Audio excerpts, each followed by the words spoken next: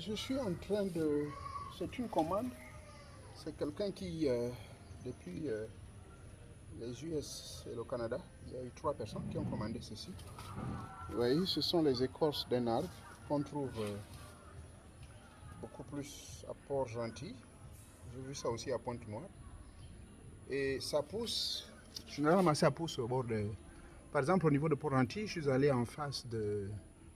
Je suis allé au cimetière, qui est juste en face, la foire, l'ancienne foire. Et cet arbre-là pousse beaucoup. Et sur la voie de l'école du commerce, on trouve ça également. Ça s'appelle l'eucalyptus. Allez-y faire vos recherches, les vertus de l'eucalyptus. Donc c'est ça que j'ai déjà... J'en ai pris beaucoup là. Donc je suis obligé de découper, c'est encore tout frais. Je vais découper ça. Comme vous le constatez, j'ai déjà découpé en petits morceaux.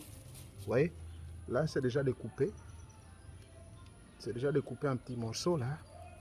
Je vais essayer de faire sécher ça au soleil normalement pendant au moins une semaine avant de repartir aux US. Une fois ça séché, je vais piler. Donc, comme je vous disais, faites un peu, faites des recherches sur l'eucalyptus. Je ne vous en dirai pas plus. En fait, ces écorces-là soignent beaucoup de maladies. D'accord? Première, la maladie la plus récurrente chez les hommes, quand vous avez dépassé 40 ans, ça s'appelle la prostate. Voilà l'armure numéro 1 de la prostate. Ça, vous n'avez pas besoin de mélanger avec quoi que ce soit. L'eucalyptus. C'est dommage, je devais vous faire une vidéo au niveau de Port-Gentil et Pointe-Noire, mais je n'ai pas eu le temps, j'étais tellement pressé. Surtout au niveau de Port-Gentil, c'était à quelques heures avant mon départ sur Libreville et puis aller et continuer. Donc, voilà la première vertu de ça. C'est pour pouvoir vous traiter la prostate. D'accord? C'est pour vous traiter contre la prostate. Je vais vous les montrer très près, c'est ça. Ceux qui sont en Afrique connaissent l'arbre qu'on appelle l'eucalyptus.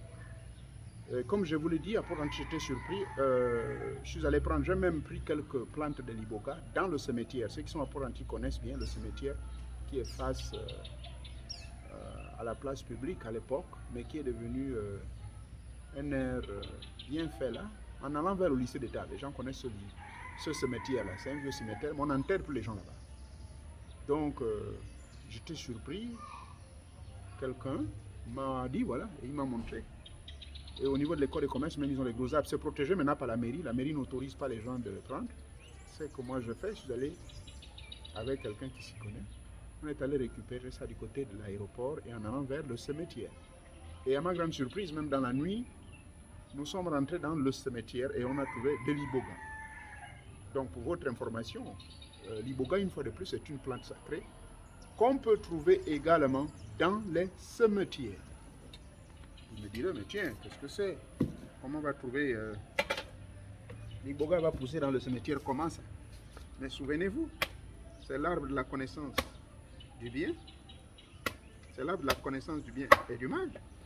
Donc, il ne peut que pousser là où notre premier ancêtre était né et a perdu sa vie. Donc ça pousse dans la grande forêt, mais ça pousse également.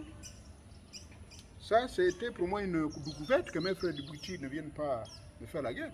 Je vous dis, je suis rentré moi-même en personne dans le cimetière et j'ai pu avoir finalement l'iboga dans le cimetière. Alors là, je suis dans une zone qu'on appelle Ozouri. Pour ceux qui sont à Port-Gentil connaissent la zone d'Ozouri. C'est très loin de Port-Gentil. C'est là où je suis venu faire quelques initiations ici, auprès des maîtres du Bouti Yakoa, le Bouti des Pygmées. J'ai résidé ici pendant 9 jours. Et donc, au sorti de là, il y a l'un d'entre eux qui m'a introduit à ceci.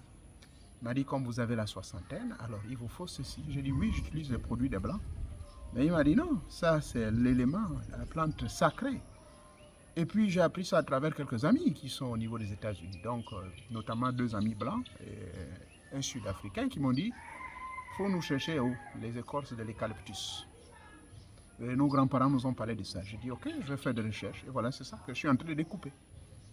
Et la grande découverte, c'est que je découvre l'iboga qui pousse au cimetière. Et c'est un cimetière, je vous signale, où on enterre les gens, ça fait plus de 35 ans, 40 ans. Les Port-Gentiens ne vous diront pas le contraire. Ce cimetière qui est en face de la foire publique à l'époque, en allant vers le lycée d'État, ça fait plus de 40 ans qu'on enterre les gens là-bas. Et j'ai trouvé de vrais ibogas. Et oui, j'ai soutiré, mais c'était compliqué. On a tiré. Voilà ce que je tenais à partager avec vous, l'iboga et l'eucalyptus qui pousse au cimetière. L'eucalyptus, cet arbre dont l'écorce que je vous montre pousse également au cimetière et l'iboga pousse au cimetière. Merci beaucoup. Que votre humble serviteur vous bénisse, je vous bénis. Et nous allons nous revoir aux USA dans peut-être 2 semaines.